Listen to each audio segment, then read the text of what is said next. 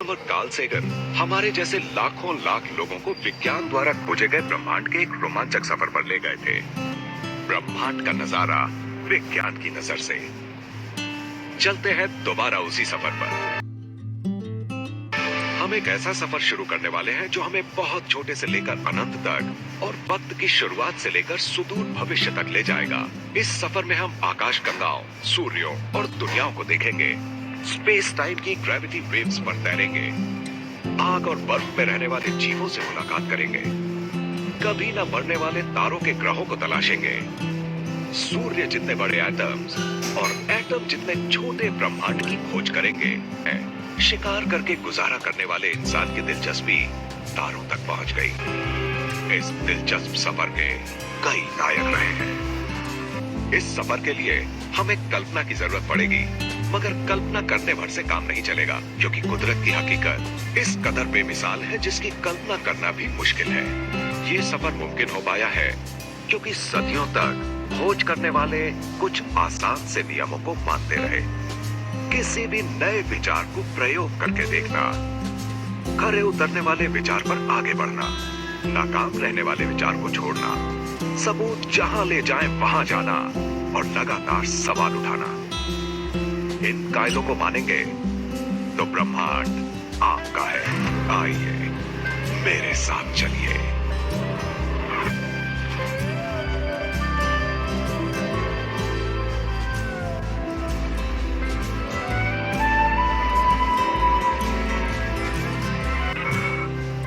ये कल्पना का अंतरिक्ष यान है। इसमें दूरी और समय बेमानी है।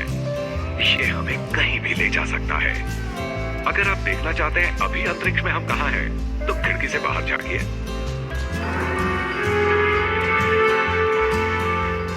वक्त के पैमाने पर देखें तो गुजरा वक्त यहां हमारे नीचे है।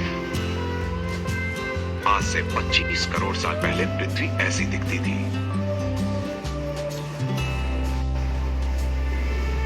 अगर आपको भविष्य देखना है तो ऊपर देखिए। आज से 25 करोड़ साल बाद पृथ्वी कुछ ऐसी नजर आएगी। मालूम होना चाहिए, और ये उस पते की पहली लाइन है।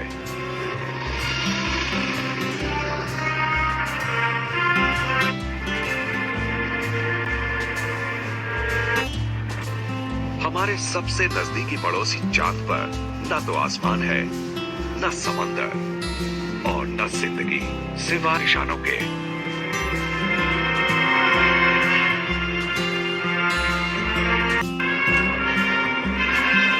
हमारा तारा सूर्य हमें हवा, रोशनी और जिंदगी की तमाम सहूलियतें देता है।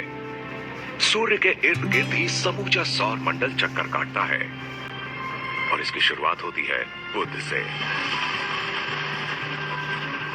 मंगल, जो तकरीबन उतना ही बड़ा है जितनी पृथ्वी। मंगल और बृहस्पति की कक्षाओं के बीच कुछ पत्थरनुमा एस्टेरॉइड्स सूर्य का चक्कर लगाते हैं।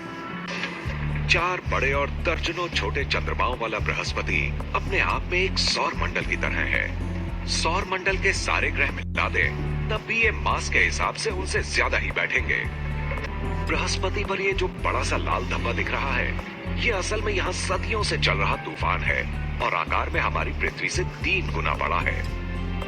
हमारे सौर मंडल का सबसे खूबसूरत ग्रह शनि है, जिसके चारों ओर अनगिनत बर्फ के गोले रिंग की शक्ल में चक्कर लगाते हैं।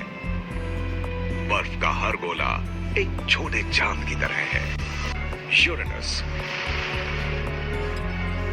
और नेपच्यून सौर मंडल के सबसे बाहरी ग्रह हैं, जिनके बारे में पहले पता नहीं था। टेलीस्कोप के आविष्कार के बाद ही इनकी खोज हुई थी। इन बाहरी ग्रहों के आगे लाखों की तादाद में बर्फीले पिंड हैं। और प्लूटो उन्हीं में से एक है। हमने अब तक जितने भी अंतरिक्ष यान भेजे हैं, उनमें से सबसे ज्यादा दूर गया है वॉयेजर 1। इसमें कुछ संदेश भेजे गए हैं जो करोड़ों साल बाद भी हमारे बारे में बताएंगे, जैसे कि हम कौन थे, हमने क्या किया और कैसा संगीत तैयार किया।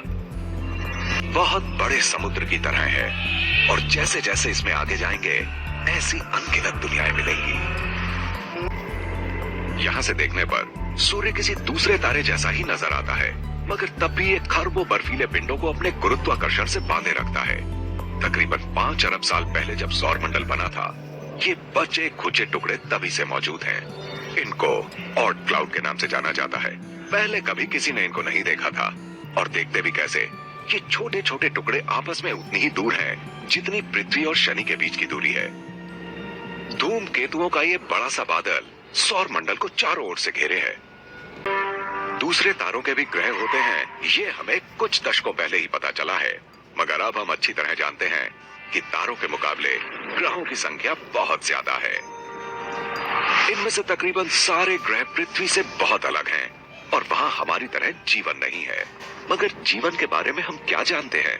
अब तक हमें एक ही तरह के जीवन का पता है, पृथ्वी जैसे जीव।